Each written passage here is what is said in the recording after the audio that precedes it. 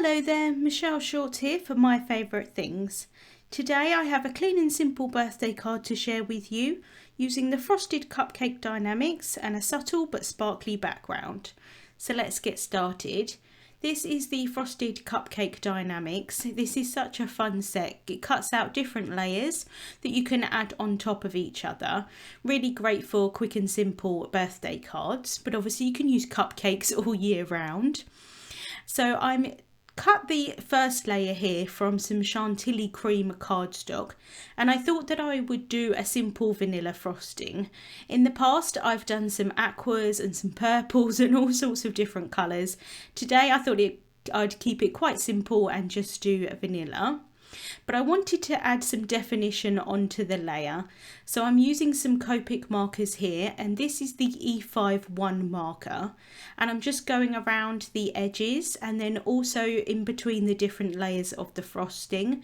This is just going to add some interest onto the layer and just add a little bit of definition to it. I'm then going to go in with the E50 marker and just blend that out.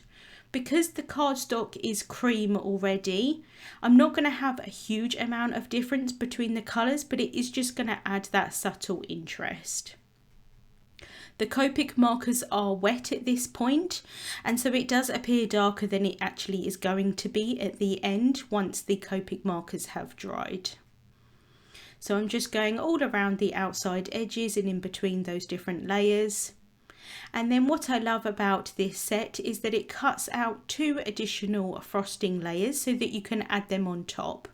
And I actually cut those twice because I'm going to layer them on top of each other, and that's just going to give me some more added definition and some more dimension. I'm going in with the colourless blender here, and I'm just blending all of that Copic marker out, and it's just going to blend it into that cardstock colour. Again, like I said, the Copic markers are wet at this point, so it is going to dry a little bit lighter. With the cupcake wrapper, it does actually cut out 3 additional pieces that you can use to add on top of the base layer. So the base layer I cut from cotton candy cardstock, and the top pieces I've cut from ripe raspberry cardstock. I thought it'd look quite nice having the light pink and the dark pink together, but I think this would look really nice in lots of different colours. You could do even a rainbow, something like that would look really nice. Or you could cut it from patterned paper, or you could do the same kind of thing that I did with the frosting, and you can add some definition with Copic markers, or you could do ink blending, anything like that. But I thought I would keep it quite clean and simple today and just have the 2 different shades of the pink.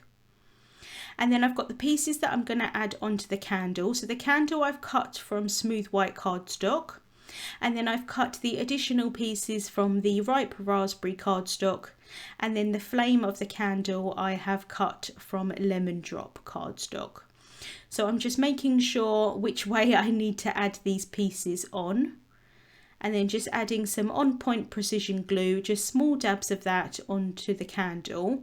It's difficult to see on camera, but when it cuts, it does cut kind of like indentation marks so that you can see where those layers are meant to be on top. And then again, I can just add a little bit of glue onto the back of the flame and stick that on top. This set comes together really quite easily. However, I was very much a day of fingers and thumbs. I don't know if that's an expression everywhere in the world, but here we would say if you're kind of clumsy or you're a bit kind of like uncoordinated, you would say I was all fingers and thumbs, and that's what I was this day as I was making it. It was just one of those things, but ordinarily the set does come together really quite easily.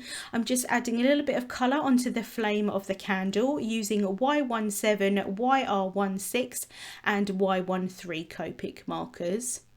And then I'm just going to add some more of that on point precision glue onto the back of these frosting pieces, and then I'm going to add those on top. So these are the 2 that I've cut from the cardstock but not added the Copic marker on top. These are going to get covered up, so there was no need for me to add that shading on top. So I can just add some glue onto that piece and then add this piece on top. And then what I like about the liquid glue is that you've got some time to kind of wiggle the pieces around and make sure that they're in place before the glue dries. I'm just figuring out where I want the candle to be placed, and then I can add some more glue onto the bottom of the candle, and then I can stick that on top.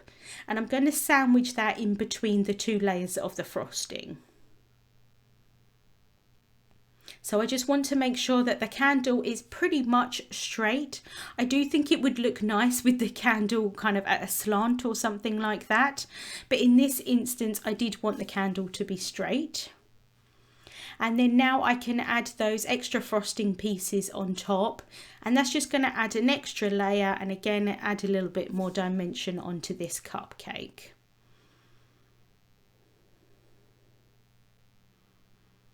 So just adding some more of that glue there, and then I can add the last piece on top.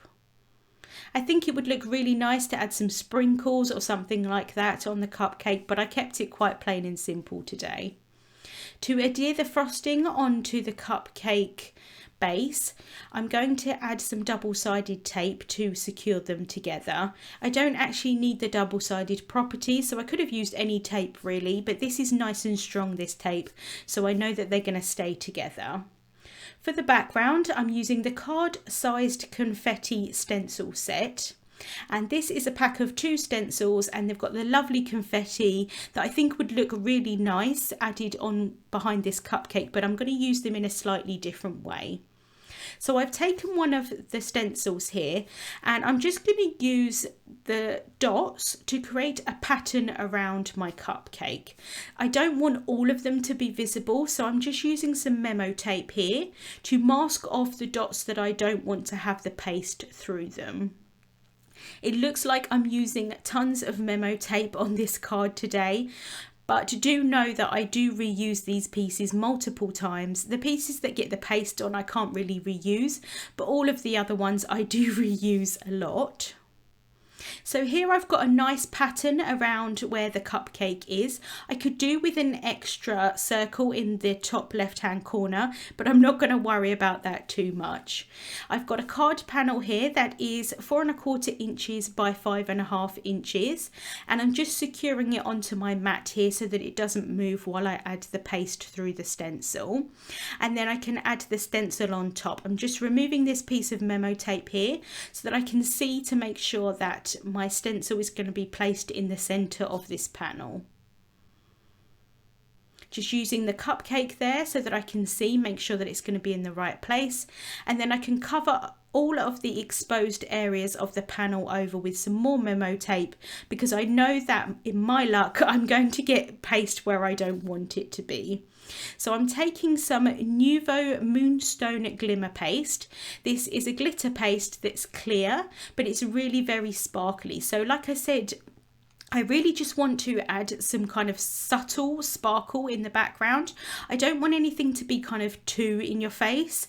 I think it works really nicely just as a really subtle background, but you could definitely go all out, add loads of different colours here if you wanted to. If you didn't want to add paste, you could do ink blending through the stencil instead, kind of like a bokeh effect, and I think that would look really nice as well. But I just wanted to have that clear sparkle.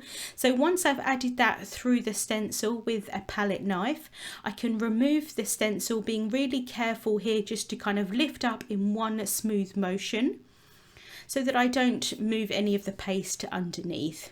And then with that stencil, you do want to clean it off quite quickly because the paste does dry quite quickly. I use some wet paper towels.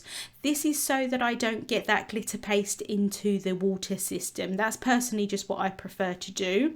And then I'm going to set that panel aside to dry.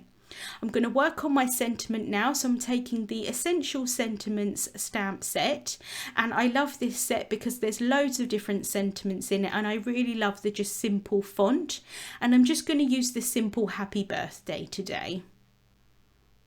So I'm going to stamp that down onto some black licorice cardstock. I'm just adding that into the mini Misty here, closing the door to pick up that stamp. And then I'm going to prep the cardstock with an anti-static powder tool.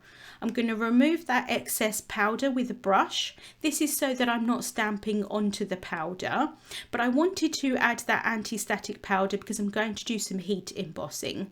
So I'm stamping the image down with some Versamark ink, which is a clear sticky ink, and then I can add some embossing powder on top.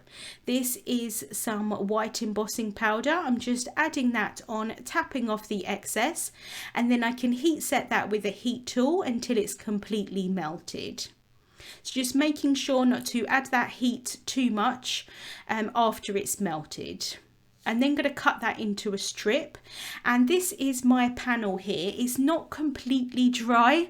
Ordinarily I would leave it for a few hours to make sure that it goes completely hard, but for the purposes of the video, unfortunately, I didn't have time. So I ended up leaving it to dry for about half an hour. So what I would usually do is add the adhesive onto the back of the panel, but because the panel is still a little bit wet, I'm adding the adhesive onto my A2 sized card base. So that's a finished size of 4¼ inches by 5½ inches. I've added some tape runner onto that, and then a little bit more of that on point precision glue, just so that I've got that wiggle room, because it's going to be difficult for me to maneuver this panel because I don't want to sort of get my fingers into that wet paste. So that's just going to give me that extra bit of time of wiggle room, and then I can use my bone folder just to go all around the edges, make sure that that's well stuck down, and then really carefully I'm just pressing down the panel in the middle between those dots with my finger. I'm then going to add some foam tape onto the back of the cupcake.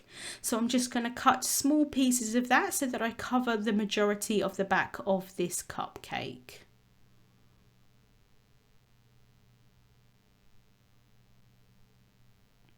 And then I want to make sure that I am adding the foam tape, especially where that candle is. That's quite delicate, so I want to make sure that I'm popping that up. And then once I've added all of that foam tape, I can remove the backings and just using some tweezers there just to help me out lift that up. And then I can place that down onto my card here.